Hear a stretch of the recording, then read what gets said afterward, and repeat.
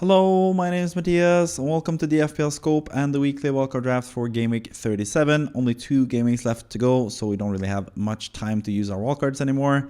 Only going to account for Game Week 37 and Game Week 38, and then the season will be over after that. And as always, this weekly wildcard draft series, which I've done every single game week so far this season, and that I'm going to do for next game week as well, to fulfill the season, it's where I try to select what I think is the best squad to have in Fantasy Premier League for the next few game weeks. And now it's only the 2 next game weeks that we're going to talk about here in this draft. And I'm going to do it, as always, in the style of NBA or NFL type of draft, where the number 1 player that I present to you guys, number 1 player that I pick, is going to be the player that I think is the most important to have currently in FPL. And then the 15th player in the squad is the last player to make the squad, but someone that's not quite as essential to have currently in the game, basically. So, as always, let's just go into it with the number 1 pick and the most important player to have currently in FPL, which I think is Kevin De Bruyne, just because of the 2 matches, just the fact that City are such a good team and that they still, at least before the Bournemouth game, need to secure the Champions League spots by winning their games, basically. So, De Bruyne, he is finishing up playing his last game ever at the Etihad because he's leaving City, or at least his last game at the Etihad as a City player, because he's leaving Man City after the season. So I think he's going to be a really good captaincy choice, maybe the best, maybe the second best. We'll see with the second pick for this draft who will be the best captaincy choice this week, in my opinion. But yeah, he has 2 really good fixtures, Bournemouth at home, Fulham away, or at least like decent fixtures. Not that many players left have good fixtures in both game weeks. So De Bruyne is a pretty simple choice for me at number 1. He could very well be your captaincy choice in this upcoming game week, Game Week 37, just because of the last home game.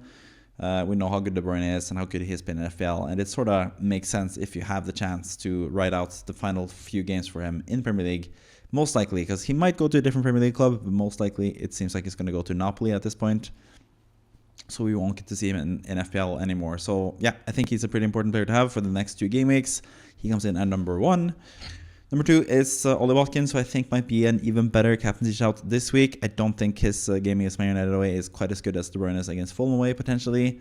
But Watkins is maybe the best captaincy choice for this game week, and that's why he's so high up now, despite not being in the draft at all last time around. But he was close to making the squad, but he just didn't make the squad. But now, I think that Spurs at home game is looking really nice after Palace beat them 2-0, basically. Watkins is the standout captaincy option, in my opinion, playing at home to a team that is more focused on the Champions League, or on getting to the Champions League by winning the Europa League final. So, yeah, I think Watkins and Aston Villa can do pretty much whatever they want against Spurs, and I think he is going to be a really good captaincy choice now, and I think he's like a pretty important player to have currently in FPL as well, so he comes in at number 2. Number 3, we have Bruyne and Mbeumo, who's been the top spot the last few game weeks. Now he has 2 okay fixtures left, Fulham at home, Wolves away. He's still a really good player, obviously, still on penalties, still taking set pieces for Brentford. He has scored 20 league goals, I think, this season, or 19 or whatever. So yeah, he's a really good player. We don't really need to talk too much about Mbeumo. We know how good he is, and he still has decent fixtures to end the season. And Brentford still look in pretty good shape, at least. So yeah, I think Mbeumo's a pretty good choice there at number 3. Number 4, we have Bowen, who's been the most informed player out of all of them lately in terms of midfielders. I don't think there's any other player that has gotten as many points as him in the last 4 game weeks. And he has 2 pretty good matches as well, on paper as well. Nottingham Forest at home. Nottingham Forest just drew 2-2 against Leicester. They conceded twice against Leicester, so that should tell you something about the possibility of scoring against Nottingham Forest. I think West Ham could easily win that game with nothing else to play for West Ham, basically. And then Ipswich away in the final game. So Bowen might actually be a bit undervalued here. Maybe I should have put him above Mbeumo, because I think he is just, in terms of form, in terms of fixtures, in terms of how good he is as a player, we know how consistent he is in FPL. It just makes a lot of sense to have Bowen in your team currently. So yeah, he comes in at number 4. I think it makes a lot of sense. Paqueta has been benched lately as well, so that means that Bowen is most likely on pens as well, if West Ham get a pen ever. So yeah, he's just a really, really good pick, Bowen at number 4. Number 5, we have Wissa from Brentford, who's also, likewise with Mbeumo, a pretty good attacking player, or a really good attacking player, playing for a team that has decent fixtures and are in decent form. The downside compared to Mbeumo is the fact that he's a striker, obviously, which helps for bonus, but it's worse when it comes to getting extra points and stuff from both clean sheets and from goals. But Wissa also doesn't take penalties like Mbeumo either, but both are really good options. I think doubling up on them is looking really nice. Brentford are looking really good in general this season. And those two players in particular have been really, really good when it comes to getting FPL points. So yeah, Wissa, pretty easy choice as the second striker in this team as well. Number 6, we have Gvardiol from Manchester City. Been pretty much a mainstay lately in my team because City are just keeping clean sheets left, right, and center, it seems like. Gvardiol, pretty decent for bonus. Didn't get any bonus points last time around. But he's now playing more offensively minded as well. He's in a pretty offensive role now for Man City, so he could easily score goals. He could easily get a clean sheet, could get bonus points. Everything you want from a defender, basically, you got in Gvardiol, who's pretty much entirely nailed with Man City as well. It seems like he plays every game, especially now that they're still chasing the Champions League. So yeah, Gvardiol, keeping him makes a lot of sense to me as well. So yeah, he comes in at number 6. Number 7, we have Wan-Bissaka. I did mention that I like the West Ham fixtures, and in particular the Ipswich fixture for Wan-Bissaka. You could start him against Nottingham Forest as well, but I think the Ipswich fixture is the reason why you have him there. Really attacking as well, getting a lot of assists and being super offensively minded this season, Wan-Bissaka, and got a clean sheet this past game week as well against Man United, so I think he's a pretty good choice as well. Has played as a wing back for most of the season as well, so yeah, you know he's going to get forward. Pretty good for bonus, pretty good for like decent clean sheet potential at least as well. The last 2 game weeks, they were really close to keeping a clean sheet against the Spurs, and then they did keep a clean sheet against Man United, so plenty of avenues for points for Wan-Bissaka as well, coming in at number 7. Number 8, we have Ait-Nouri, who is just in fantastic form. He's been such a detriment to my rank at the end of the season. I went for Mateta instead after going with Sarr over Mateta earlier in the season. And Esse is just super consistent, and he just shows his worth for Palace by the end of the season. Every single season, it seems like. And then, as always, I'm probably going to buy him from the start of next season, and then they're going to be slow starters as always, and then he's going to come on fully towards the end of the season again and just be really good towards the latter half of the season. So I need to remember that for next season. Just be a bit more patient with Eze and let him get into his form. The Palace get into their form as well. Maybe it will be easier next season when they do have more of a settled team and they don't really need to replace Olise like they did this season at the start of the season. But yeah, Eze is in great form. Wolves at home is a good fixture. Liverpool away is not a good fixture, obviously, like on paper. They did just concede 2 goals against Arsenal, and they have sort of been on the beach there now in Dubai, relaxing. So I think pretty easily Palace can score a couple goals there, and I think Eze is going to be the main guy there, taking penalties and just being the main man for Palace. So yeah, he comes in at number 8. Number 9, we have Kevin Schade from Brentford, who's just been in fantastic form lately. He's been outscoring Mbeumo and Wissa, surprisingly. And I think tripling up on Brentford just makes a lot of sense with the fixtures that they have left as well. So yeah, Schade has been really, really good. He is a really young, promising player. He could really step in and be the main guy to take over if Mbeumo leaves in the summer. Schade could be like the main guy to have for next season from Brentford. So that'd be really interesting to see. But yeah, really cheap, really good form.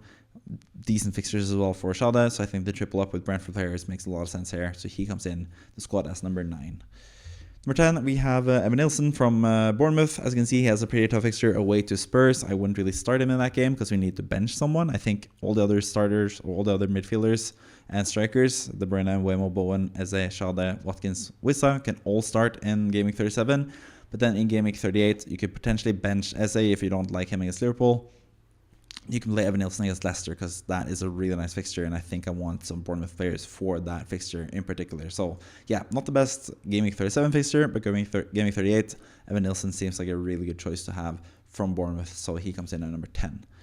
Number 11, we have Martinez in goal from Aston Villa. I do think Spurs and Man United are going to be more focused on the Europa League, so I think clean sheets will be decent to get from these two teams who have been struggling in front of goal lately, when they have been more focused on the European competition than the league competition. So yeah, Martinez makes a lot of sense. The world's number 1, as they call him, in Birmingham for Aston Villa. I think he has 2 decent matches for clean sheets. I think he's basically the best double clean sheet chance defender to have in the game. So yeah, he comes in at number 11 and is my main goalkeeper for this team. Number 12, we have Ryan Ait-Nouri playing against Palace away and Brentford at home. 2 decent fixtures. Ait-Nouri is super attacking as well. For a pretty good Wolves side, they can keep clean sheets. Ait-Nouri can score as well, so he's a decent player in general. He's been really good at the end of seasons as well. So yeah, Ait-Nouri makes a lot of sense for a player to have in defense as well. Better second game than first, even though Brentford, as you can see with the triple up in attack here, are pretty good offensively. So not the best fixtures. I think there's a possibility of getting a clean sheet in one of these two fixtures for Wolves. And I think Ait-Nouri also can get an attacking return in either of these games as well. So yeah, pretty solid pick, but still has some question marks when it comes to clean sheets especially. So he comes in at number 12 only. Number 13, we have Muñoz from Palace. Again, don't really like the fixtures that much. Wolves and Liverpool, especially for a defender, that's not ideal, even though Wolves didn't really do much this past game week. So maybe that will work out for Palace in the end. But Muñoz is just so attacking. He just keeps getting into the box for assist potential, goal potential. He's just super attacking for Palace, and he just makes a lot of sense to have in the squad still, even though he is not like the ideal candidate for clean sheets. But he can definitely get some attacking returns, and he could potentially get clean sheets on top of that as well and getting a lot of bonus. So yeah, I think he's a really good player in general, and someone that has been just a mainstay in the weekly wildcard draft pretty much for the end of the season. So yeah, Muñoz comes in at number 13. Number 14, we have Milos Kerkez from Bournemouth. Again, it's down to the fact that he has Leicester in that final game. You can just bench Muñoz and start Kerkez in that final match and have a really good defender against Leicester, who are still, even though they've been looking better lately, are still a team that are struggling to score. And I think Kerkez will be a really nice beneficiary from that. He also has some attacking threat as well, obviously, going forward and stuff. This might be, and that is probably going to be his final Bournemouth game as well, at home to Leicester. So I think that's going to be a good game for him. So yeah, pretty simple choice there with Kerkez at number 14. Number 15, we have another Bournemouth player in Arrizabalaga, who is someone that I also want to play in Game Week 15, where you can just bench Martinez away to Man United and start Kepa for a pretty easy choice goalkeeper to potentially get a clean sheet in the final game week of the season, which is going to be a high-scoring game week, but hopefully for Bournemouth's sake and for this wildcard draft's sake, you would hope that the Bournemouth players are stepping up and getting the points from that game. So yeah, Kepa, the backup goalkeeper to play in the final game of the season, because we have so much money left in the bank anyway, because we don't really have any big hitters in the team at all. But yeah, we'll talk more about that pretty soon.